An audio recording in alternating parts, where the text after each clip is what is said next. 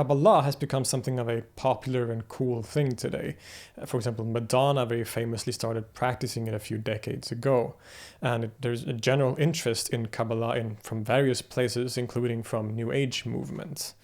Now, Kabbalah is usually described as Jewish mysticism, and it has been around for a very long time. Of course, there have been forms of Jewish mysticism that does not fall under the category of Kabbalah, and so to simply equate the two would be to oversimplify things. But at the very least, Kabbalah is certainly a tradition within Judaism that contains aspects that we would certainly call mystical. Now, this is, of course, a vast and unreasonably complicated and complex tradition that takes years and years of practice to grasp, let alone explain. But certain aspects of Kabbalah has become very famous around the world, including the system of the 10 Sfirot and the famous book called the Zohar, are aspects that come to mind for most people when they hear the word Kabbalah, if they've even heard about it at all. But Kabbalah, like most things in the world, is very complex. It's multifaceted and diverse. There isn't just one Kabbalah, but a multitude of different expressions. The most famous form of Kabbalah, the Kabbalah of the 10 Sfirot and the Zohar, is often referred to as Theosophical Kabbalah by scholars today. This is a heavily speculative, philosophical, and systematic form of the tradition. What we'll talk about today is not this kind of Kabbalah. Instead, we'll be focusing on a man who lived at the same time that the famous Zohar was most likely composed, but who represents a very different approach to Jewish mysticism. He is considered the founder of a school of Kabbalah known as Ecstatic Kabbalah or Prophetic Kabbalah, and his name was Abraham Abulafia.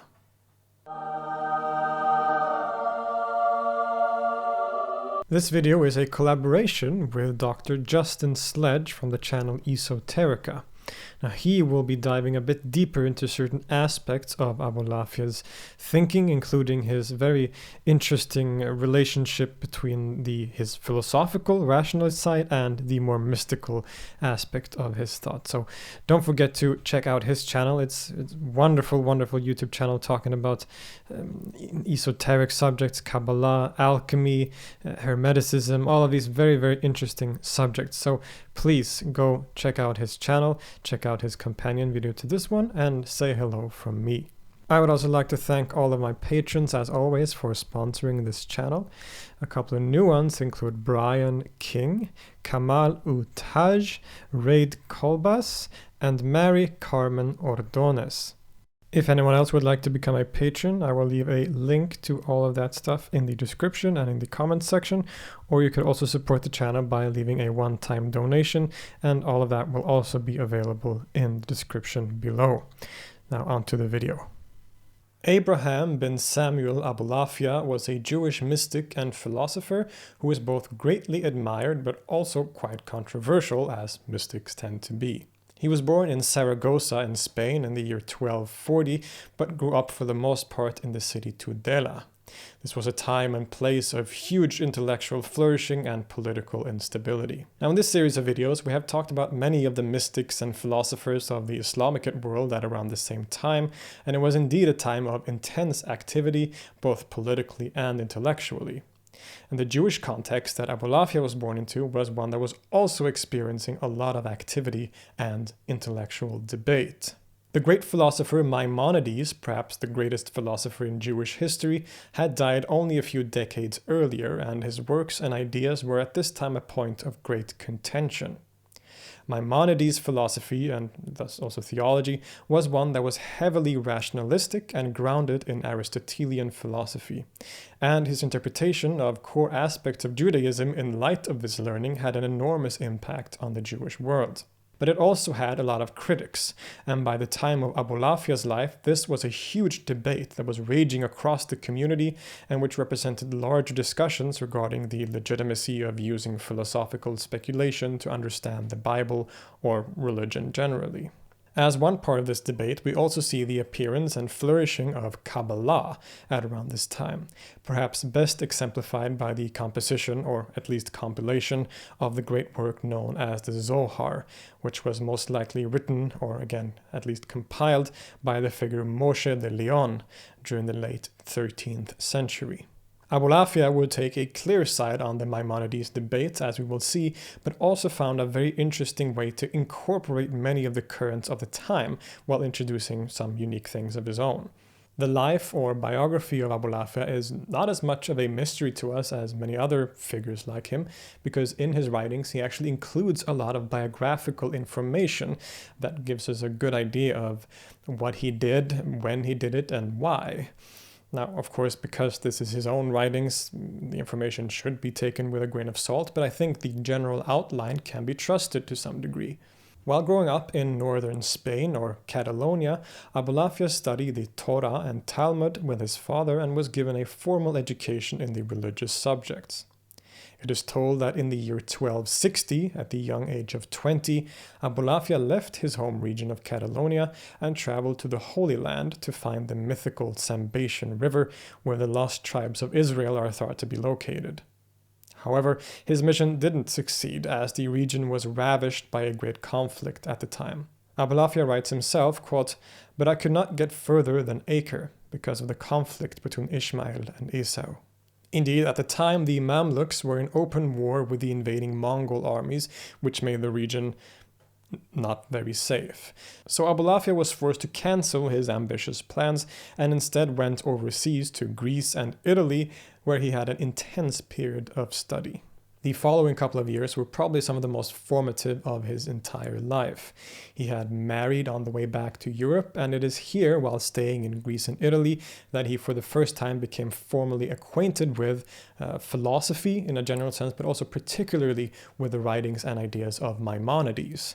He studied Maimonides' greatest work, the Guide for the Perplexed, with a Rabbi Hillel, and became a devoted student or follower of Maimonides. So much so that he would spend much of the rest of his life defending Maimonides against his enemies, and even wrote 3 separate commentaries on the Guide to the Perplexed, which is more than any other major thinker in history. After becoming thoroughly steeped in Maimonidean philosophy, Abulafia then returned to his home region of Catalonia and settled in the city of Barcelona. This was the home of the leading Jewish scholar of the time, Nachmanides, but also, most significantly, it was a major center for the developing tradition of Kabbalah. These two currents in Judaism at the time, which are sometimes portrayed as intellectual opposites, philosophy and Kabbalah, would both become very significant parts of Abulafia's life and teaching, as, while living in Barcelona, he would dive headfirst into the Kabbalistic tradition and the literature of Jewish mysticism generally.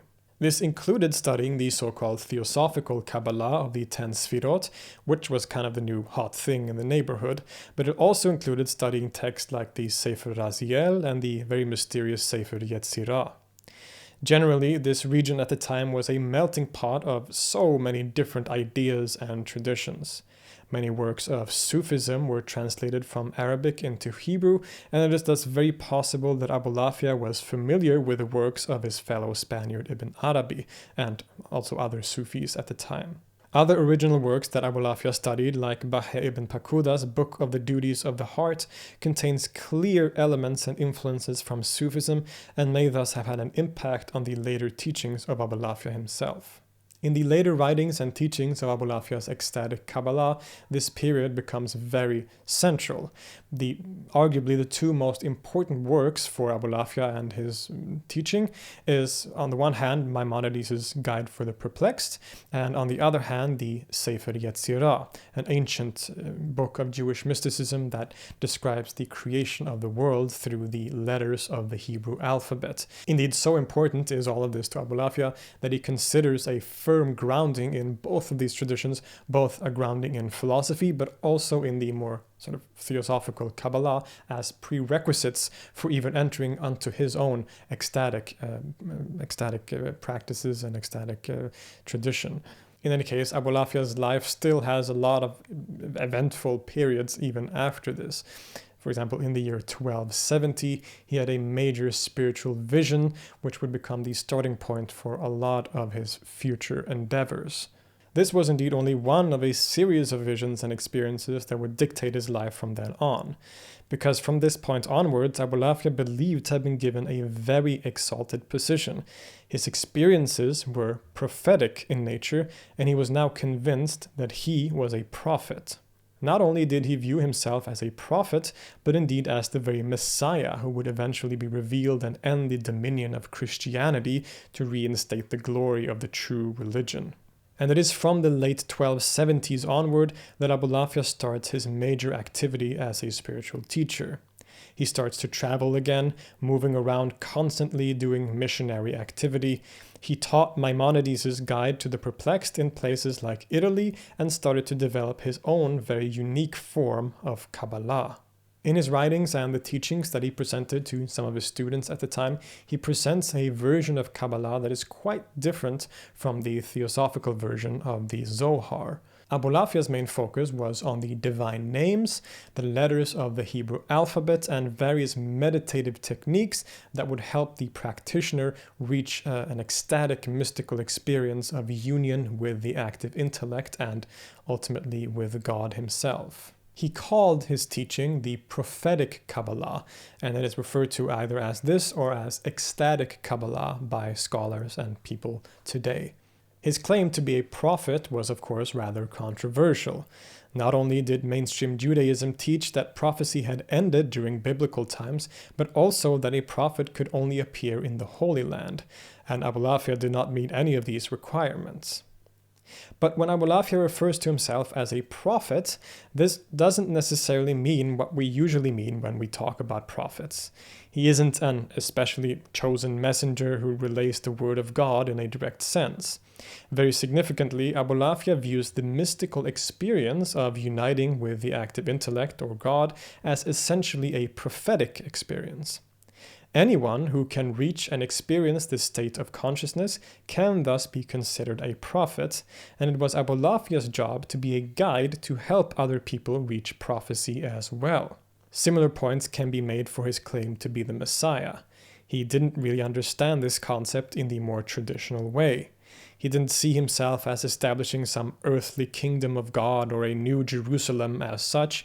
Instead, his messianic activity was an esoteric and internal one. He was to bring about an inner spiritual transformation to the Jews and the other peoples of the world by again revealing the secrets of the divine names and teaching people to, through the use of these names, reach prophetic ecstatic experience. In the words of scholar Eliot R. Wolfson, quote, "On this score, the Messiah is not a literal historical figure, the proverbial one who is coming in the future, but instead a metaphorical denotation of the intellect, or, to be more exact, the process of conjunction that unites the human and divine. Anyone who attains this state of unification can be considered to have achieved this status of the Anointed One, and it is in this sense that Abulafia identifies himself as the Messiah. That is, he is the one to reveal the knowledge of the name that facilitates the ecstatic experience, which renders every individual messianic. But at the same time, he did indeed see himself as a Messiah that was to bring a kind of earthly change as well. He seems to have predicted an apocalyptic event that was to take place in either 1290 or 1291, in which he would be revealed to the world as the Messiah, and after which the rule and dominion of Christianity would be brought down with the help of his teachings. These messianic pretensions can be seen by the fact that he traveled around a lot after this point doing various kinds of missionary activity. He was a lot in Sicily, he was in Italy, the Italian mainland, he was in Greece, and maybe even all the way to France. But no event can showcase this kind of messianic fervor more than an event that allegedly took place in the year 1280. In a vision that Abulafia had a few years before, he had been told that he was to travel to Rome to meet the Pope in order to convert him to Judaism. And this conversion of the Pope would be the instigating event of the transformation that was to culminate 10 years later in 1291. And indeed, he took this very seriously. In 1280, Abulafia set off to meet Pope Nicholas III at his summer residence in Soriano. The Pope himself apparently found out about Abulafia's plans and made sure to send a message to him saying that he was indeed welcome and that they had prepared a nice pile of wood on which Abulafia would be burned when he arrived. But in spite of these threats, the Jewish mystic still went ahead with his plans to go to the castle, and quite amazingly, it is said that right before or as Abulafia was to arrive, the Pope suddenly died. And this is actually a confirmed historical event that we can find in various archives, like the Vatican archives, for example. Luckily for Abulafia, this probably saved his life, as instead of being burnt at the stake, he was instead just imprisoned for a while and then released. And Abulafia, of course, saw this as a great win and as a sign of his great prophetic or messianic identity. And for the next 10 years, Abulafia would continue to teach and travel around this region. He especially spent a lot of time in Italy and especially on the island of Sicily. But his very bold claims of prophecy, of course, didn't go unnoticed, and he soon found himself under attack by other Jewish authorities and scholars. Concern was raised about him, and one of the leading scholars in Barcelona at the time, Rabbi Solomon ben Abraham ibn Adret, started an all-out war against Abulafia. In many letters and statements, Solomon ibn Adret gravely criticizes Abulafia as a trickster and a fraud. Among other things, he wrote, quote, "That trickster, may the name of the wicked wrought Abraham, who set himself up as a prophet and Messiah in Sicily, who seduced with his falsehood some of the children of Israel, and had I not slammed the door in his face by the mercy of God with his imaginary and false teachings, he almost got going and would have annihilated the community." Very harsh words indeed, and of course a condemnation from such a leading Jewish scholar at the time left a huge black mark on Abulafia's reputation. He spent the last years of his life often responding to these accusations while also continuing to teach his ecstatic Kabbalah. Due to this criticism, he even had to hide for a while on the island of Comtino near Sicily, and it seems that his last years were indeed spent around this area, probably in Sicily itself. The year 1291, which Abulafia had prophesied as being the apocalyptic turning point when he would be revealed as the Messiah, came and went without anything particularly spectacular happening. But it is also this year that all information about Abulafia stops. There is no trace of him after this date, which has led most scholars to conclude that he must have died at around this time.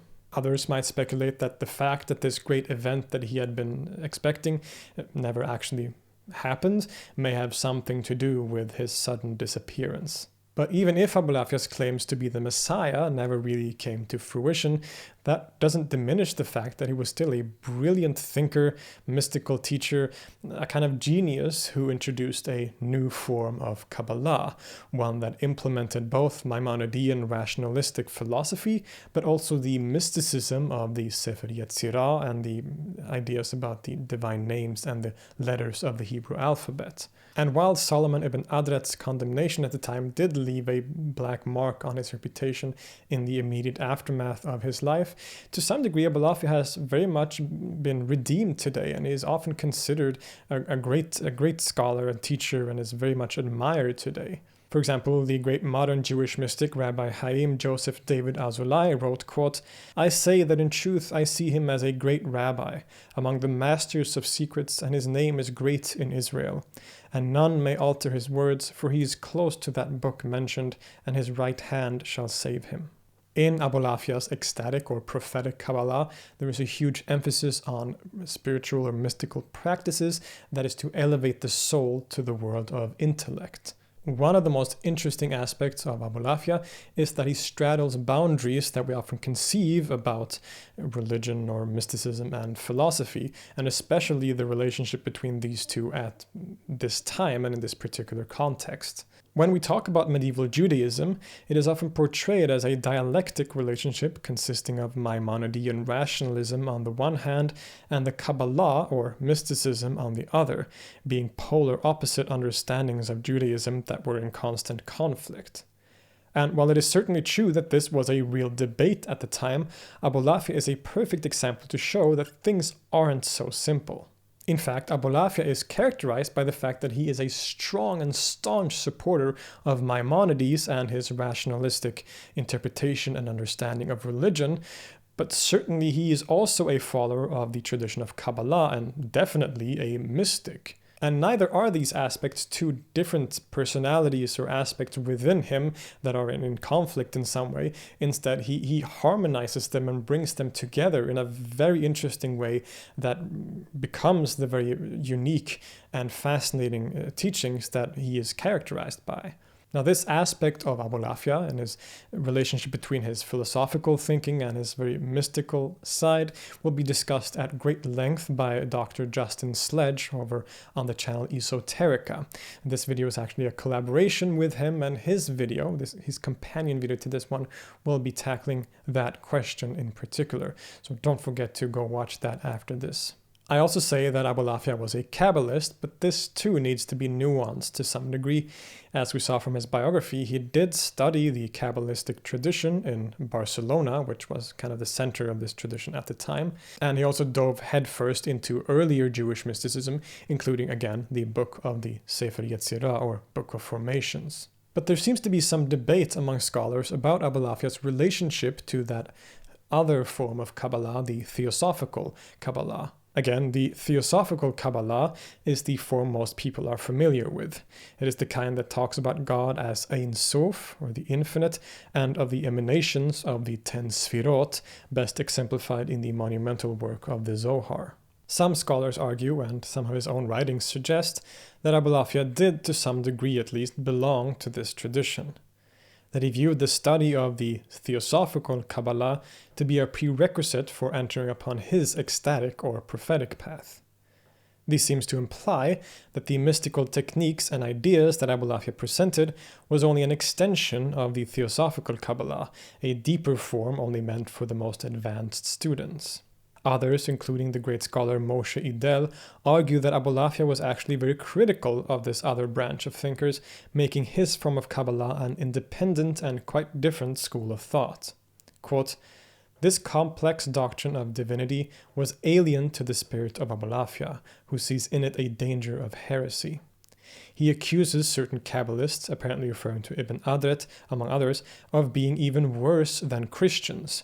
While the latter believe in a triune God, the Sephirotic Kabbalists believe in a system of 10 distinct divine forces." But regardless of his position regarding the other Kabbalists of his day, we can all agree that he certainly emphasized different things in his teachings. Instead of complex speculation on different metaphysical forces, Abulafia's mysticism is practical and, at least depending on how you look at it, simpler. The core of Abulafia's teachings is arguably the mystical experience, because the ultimate goal for him and for those who followed his teachings is to attain prophecy or ecstasy. In other words, through various mystical practices, which we'll get into, Abulafia tells us that the person can reach a complete union with the divine active intellect and ultimately, probably, even with God himself. This cleaving to God, or devekut in Hebrew, is a central idea for Abulafia, but it is one that can be quite elusive. So what does any of this mean, really? Uniting with God is a term that is used by many people in history, but it can mean quite different things depending on who's talking. And how is this experience reached? We can start by exploring the philosophical or theological positions of Abulafia. He was Jewish, of course, so his whole outlook is based on this fact. This means, for one thing, that he is strictly monotheistic. But as we have seen, Abulafia was also a huge fan of Maimonides, who lived only a few decades prior, and we can see this mirrored in many of his ideas. He follows Maimonides, and thus also Aristotle, in identifying God essentially as pure intellect, pure intelligible, and act of intellection. This makes a lot more sense to you if you have a background knowledge in philosophy, but intellect is conceived of as a kind of mind or awareness. So whereas the Neoplatonists, and thus many other Jewish thinkers of his day, would conceive of God as being beyond intellect and being hidden as the unfathomable one, the hardcore Aristotelians like Maimonides and Abulafia understood God as being intellect itself. And this becomes very important for understanding his ideas of mystical union, which we will see soon. He also follows his philosophical guide in having a very rationalistic understanding of religion. Revelation and its teachings are understood through the filter of reason and logic. So this is an important aspect to have in mind at first when talking about Abulafia. He is a Maimonidean rationalist who understands his religion through this lens. But at the same time, he undeniably has some pretty wacky ideas too. Another one of the most important aspects of his teachings is the doctrine and practice involving the divine names and the letters of the Hebrew alphabet. So important is this aspect of his teachings that he even uses it as a designation for his kind of Kabbalah as compared to the primarily Spanish Theosophical group.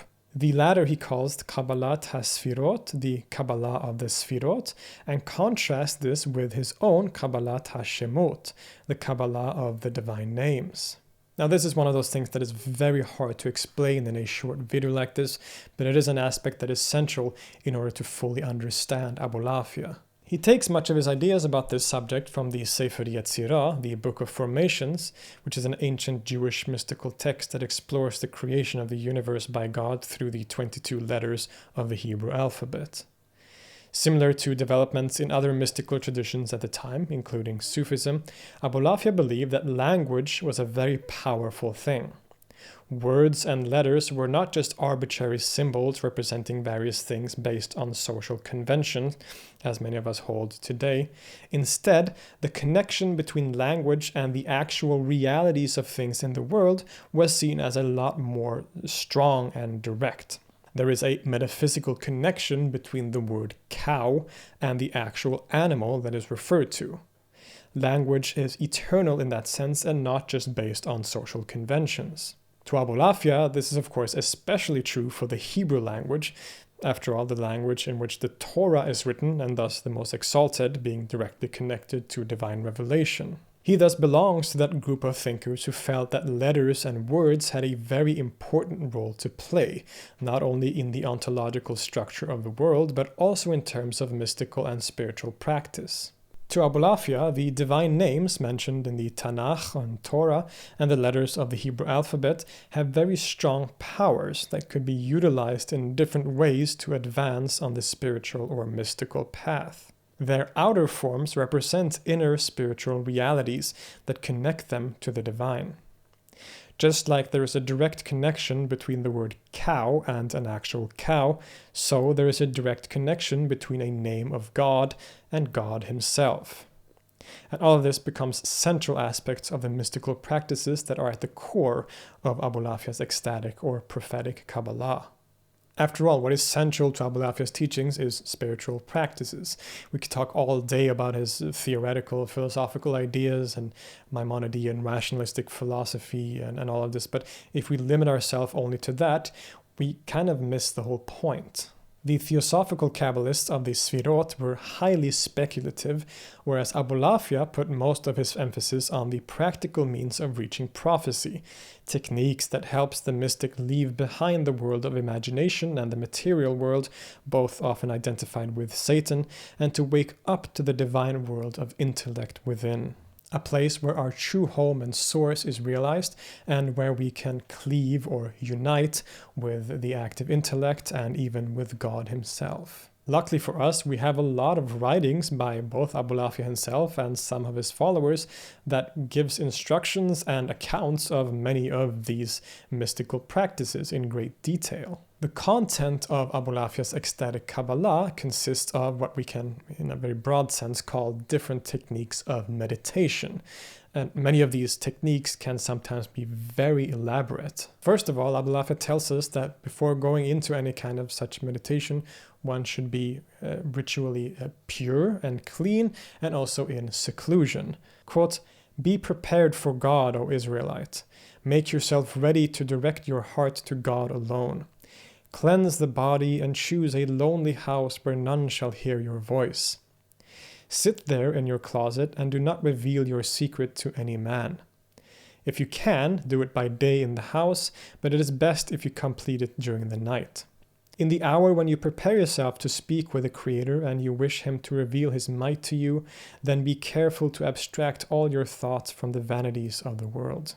What follows these preparations are very intricate techniques of concentration, which usually involves the divine names. Abulafia teaches us to recite the names of God, both internally but also vocally, a practice that we of course recognize from many other religious traditions, including Sufism, Hinduism, and the hesychasm of Orthodox Eastern Christianity. But what is so unique about Abulafia's technique is the way that it implements the letters of the divine names, so Hebrew letters, and combines them in various ways. Quote, "One must take the letters first as instructed in the written form, which is an external thing, to combine them, and afterwards one takes them from the book with their combinations and transfers them to one's tongue and mouth, and pronounces them until one knows them by heart. Afterwards, he shall take them from his mouth already combined and transfer them to his heart, and set his mind to understanding what is shown him in every language that he knows, until nothing is left of them." As this quote suggests, Abulafia's technique involves taking the letters of various divine names, often those of the Tetragrammaton, Yod, He, Vav, He, and combining them with one another as well as with letters of other divine names.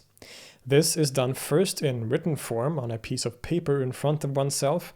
It is also then recited vocally until it is finally entirely internalized. These recitations of letters involve various breathing techniques reminiscent of yogic practices, as well as movements of the head and hands. This recitation practice is, as I've said, quite reminiscent of other mystical practices, but it is also quite unique in some ways. So whereas other meditative techniques will often focus on emptying the mind to be silent in order to reach some ecstatic experience, or through different mantras that eventually become trance-inducing through their as a repetitive nature, Abulafia's system of reciting the letters and names is one of cycles that are constantly evolving, so it never becomes repetitive in the same way. This keeps the mind concentrated and focused at all times. So it's not a way of emptying the mind to reach mystical experience. It's to sort of over-occupy the mind, to be so concentrated that this in itself leads to that transcendent experience. And indeed, as a result of these techniques, at least according to Abulafia and his followers, he eventually reaches intense mystical experiences that are often described by these writers in very intricate and often colorful ways. The experience often begins as something very unpleasant and even fearful. Now, I've read a lot of comments on my videos about various mystics that are critical, saying, you only believe this stuff because it sounds nice and comforting. I don't know what kind of mysticism these people have been reading about. Maybe it's just the kind of New Age or New Religious Movements kind of mysticism, because the mystical experience or the teachings of many of these mystics, be they Jews or Christians or Muslims or whatever, often present this kind of experience as something that is very challenging, scary, and even sometimes outright dangerous. The initial stages of a mystical experience is explained by Abulafia as follows in the Ozar Eden Ganuz, quote, "The hairs of your head will begin to stand up into the storm, and your blood will begin to move out because of the living combination which speaks, and all your body will begin to tremble, and your limbs will begin to shake, and you will fear a tremendous fear, and the fear of God shall cover you." This doesn't sound very comforting or pleasant to me. And it is only after this initial stage, according to Abulafia, that the mystic then reaches a more kind of ecstatic and pleasant experience. Quote, "And you shall feel another spirit awakening within yourself and strengthening you and passing over your entire body and giving you pleasure. And it will seem to you that balm has been poured over you from the crown of your head to your feet once or many times, and you shall rejoice and feel from it a great pleasure with gladness and trembling." What the contents of the further mystical experience is like is depicted in various ways. Many claim experiencing a light emitting from oneself, others see divine names written before them, and various other such visions. But the culmination and the end goal of all these practices and the different stages is the transformative experience of devekut, a Hebrew word that is often translated as cleaving, or often specifically as cleaving to God. This is where, in Abulafia's terms, prophecy is achieved and the soul and intellect of the person becomes united with the active intellect and, most likely, as we will see, with God himself. But to understand the way Abulafia talks about this, we need to get a little theoretical again first.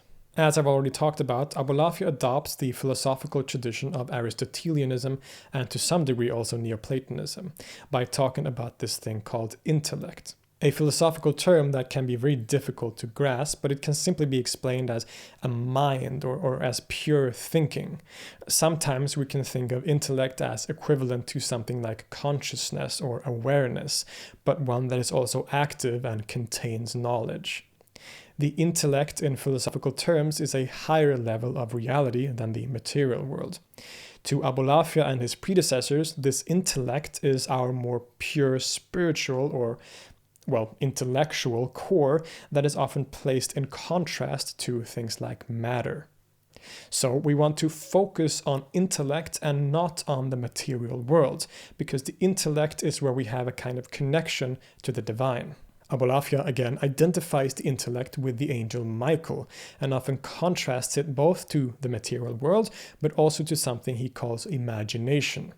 The latter two are often associated with Satan, while the intellect is exalted as being divine. And when it comes to intellect, Abulafia conceives of different levels of intellect. There is the divine intellect or mind of God himself, but then below that there is something he calls the active intellect, a kind of universal intellect that is the source of all individual intellects and souls.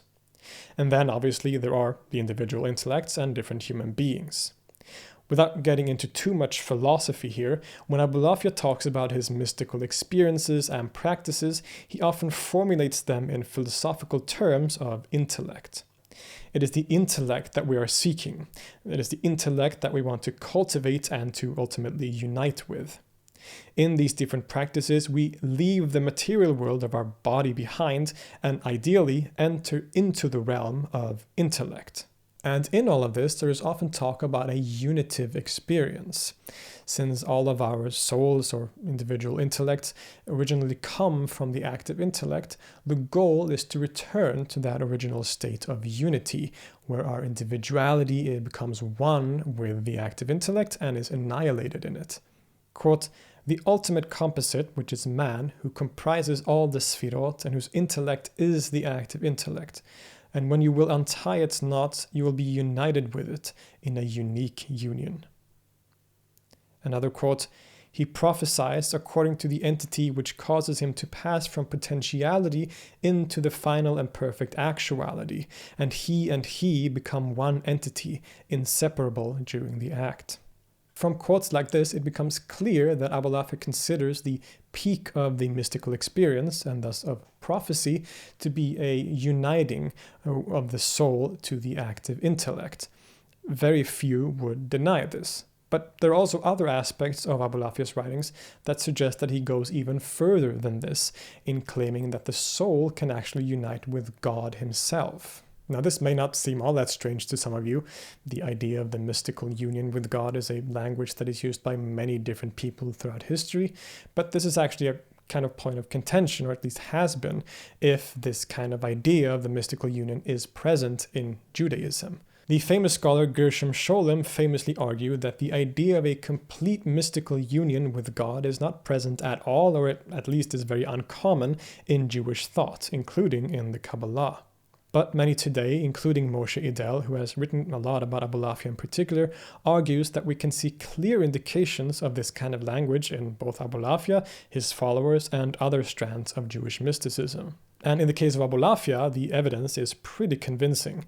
Take, for example, this quote from Hayei HaOlam Haba, quote, "The benefit of the knowledge of the name of God is its being the cause of man's attainment of the actual intellection of the active intellect, and the benefit of the intellection of the active intellect is the ultimate aim of the life of the intellectual soul, and it is the reason of the life of the next world.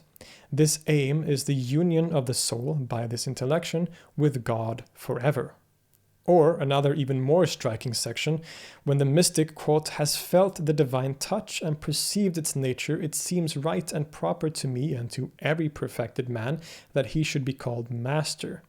because his name is like the name of his master, be it only in one, or in many, or in all of his names. For now he is no longer separated from his master, and behold, he is his master, and his master is he.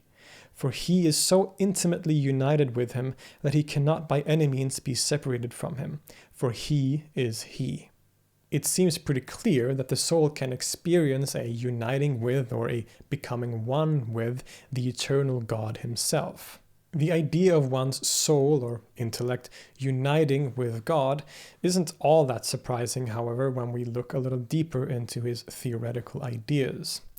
Now, the part of oneself that unites with God is, of course, not the body or any part of the material aspect of one's self, but it's only the intellectual self. It is the intellect that unites with God. Remember also that Abulafia conceives of God as pure intellect, intelligible, and act of intellection. God is intellect in the absolute sense. So when he talks about various intellects, including the active intellect or individual intellect, it is not that these are separated, but parts of a whole. In Moshe Idel's words, Abulafia is professing a kind of limited pantheism, or an intellectual pantheism. Quote, "It is worth remarking that Abulafia's mysticism includes not only the transformational unitive component, but also a limited pantheistic facet. According to this Kabbalist, the various intellectual parts of the existence are part of one continuum." We should be careful about taking this too far and claiming that Abulafia maybe professed something similar to Ibn Arabi's Wahdat al-Wujud, or the unity of being. Instead, what is happening here is that Abulafia sees the intellectual world in particular as being a one continuum that starts and ends with God. God is the intellect, and all other intellects flow from this absolute. So the human being, insofar as the intellectual part of his soul is concerned, is a kind of spark of the divine, whereas his material body, or the material world in general, is the very opposite of this. So since he has this idea of a kind of limited or intellectual pantheism, where the world of the intellect is really one thing, a kind of oneness, this means that uniting with the active intellect is in a way really the same thing as uniting with God. One of the followers of Abulafia, although one who never actually met him personally, Isaac of Acre, writes a quite compelling section about this topic. Quote, "I heard from the sage Rabbi Nathan an explanation of this name, i.e. the intellect. You must know that when the divine intellect descends, it reaches the active intellect, and is called active intellect. And when the active intellect descends to the acquired intellect, it is called acquired intellect. And when the acquired intellect descends to the passive intellect, it is called passive intellect. And when the passive intellect descends to the soul which is in man, it is called the soul. We therefore find that the divine intellect which is in the human soul is called the soul. And this is from above to below.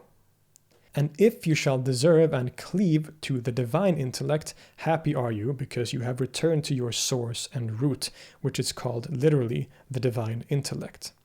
And this person is called the man of God, that is to say, a divine man creating worlds."